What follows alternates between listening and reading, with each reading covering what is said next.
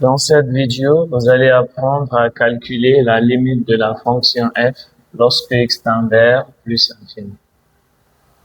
On a la limite de f de x lorsque x tend vers plus infini.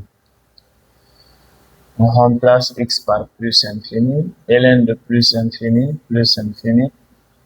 Ici, on a un polynôme, on prend seulement x carré, plus infini au carré, plus infini. Infini sur infini, c'est une forme indéterminée. Levons l'indétermination. Levons l'indétermination. On rappelle la fonction f de x égale.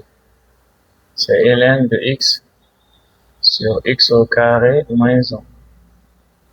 La façon la plus simple pour lever l'indétermination avec ln, c'est de penser à une limite de référence.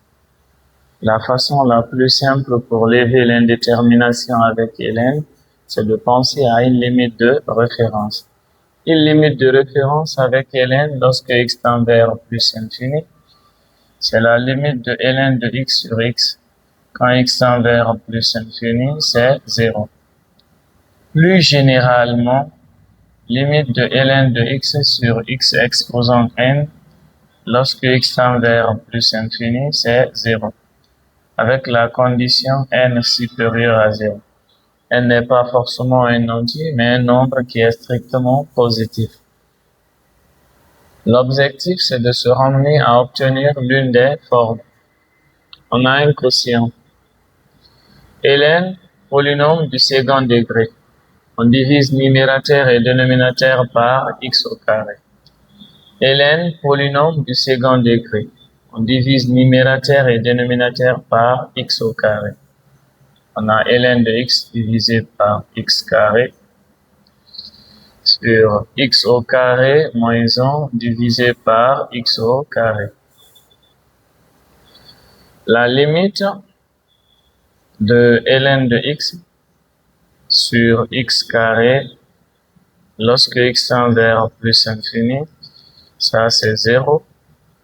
On a la limite de x au carré moins 1 sur x carré lorsque x tend vers plus infini.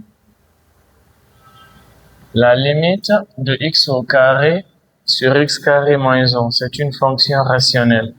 En plus ou moins infini, pas besoin de prendre tout, on prend juste une partie, le nombre de plus haut degré, au numérateur et au dénominateur. Donc au numérateur, on prend x carré, au dénominateur aussi, on prend x carré, lorsque x tend vers plus infini. Assurez-vous d'avoir tout simplifié avant de remplacer. Ça donne 1.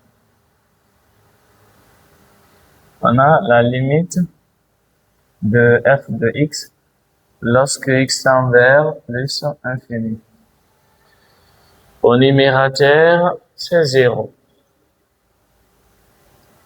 Au dénominateur, c'est 1.